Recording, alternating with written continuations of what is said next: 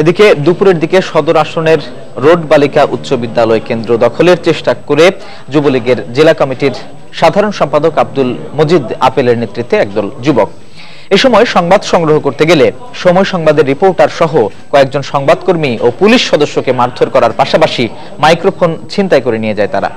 রতন সরকারের পাঠানো তথ্য ও ছবি নিয়ে ডেস্ক রিপোর্ট। সকাল থেকে শান্তিপূর্ণ ভোট গ্রহণ চলছিল ১৬৯টি কেন্দ্রে, কিন্তু ঠাকুরগাঁও রোড উচ্চ বালিকা বিদ্যালয় কেন্দ্রে একজন প্রার্থীর পক্ষে প্রভাব বিস্তার ও জাল ভোট দেওয়ার খবর জানতে পেরে কয়েকজন সংবাদকর্মী ওই কেন্দ্রে যায়। এ সময় যুবলীগ নেতা আপেলের নেতৃত্বে ২০ থেকে ২৫ জন সন্ত্রাসী সেখানে পুলিশ ও প্রিজাইডিং অফিসারের উপর চড়াও হয়।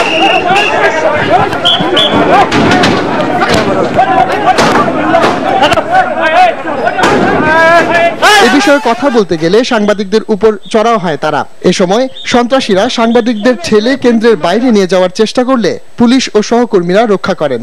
ঠেলতে গেটের পাশে নিয়ে যায়, সজোরে লাথি মারে এবং উনি পড়ে গেলে একজন পুলিশ সদস্য যে নজরুল সাহেব উনি উদ্ধার করে আনেন এবং অন্যান্য সাংবাদিকদেরকে, ওনারা ইত্তেফাকের সাংবাদিক তানভীর হাসান তানু, তারপর আরো আছে আমাদের এখানকার তারেক হাসান ভোরের কাগজে ভোরের ডাকের, এদের সবাইকে হুমকি দেয় এবং ইটপাটকেল ছুড়ে। আব্দুল মজিদ আপেল সাধারণ সম্পাদক জেলা যুবলীগ, সমীর নামে এক উনি কোন পত্রিকার সাংবাদিক, দৈনিক আলোর কণ্ঠ নামে একটা নিয়ে আসে, স্টিকার নিয়ে আসে। উনি আমাকে বলছে যে এই সেন্টার থেকে বের হয়ে যান, আপনারা এই সেন্টারে কেন আছেন। সাংবাদিকরা অবরুদ্ধ হয়ে পড়লে অতিরিক্ত পুলিশ পৌঁছে তাদের উদ্ধার করলেও মোবাইল ফোনে সন্ত্রাসীদের হুমকি ধামকি অব্যাহত রয়েছে। শুনেন, আপনি ভাইয়া একজন সাংবাদিকের গায়ে হাত তুলতে পারেন না, আর যে রতন তালুকদারকে মারা, রতন সরকারকে মারা মানে আমাকে মারা না। না আপনি শুনেন বড় ভাই, আমি জানি আপনার তো ফুটেজ তো তাই প্রমাণ করছে, আমি স্ট্রেট ওখানে ছিলাম ভাইয়া।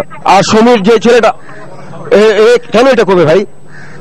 আজকে রতনদাকে মারবে, কালকে আমাকে মারবে, পরশু বকুলকে মারবে। এইভাবে যদি চলতে থাকে ঠাকুরগাঁয়ে, তাহলে ঠাকুরের সাংবাদিকের মানে কোনো নিশ্চয়তা নয়। আমি যে এখান থেকে বের হয়ে যেতে পারবো এটা তো আমার কথা মনে হচ্ছে না। ঘটনার পর ওই কেন্দ্রে কিছু সময়ের জন্য ভোট গ্রহণ স্থগিত থাকে। সময় সংবাদ, ঠাকুরগাঁও।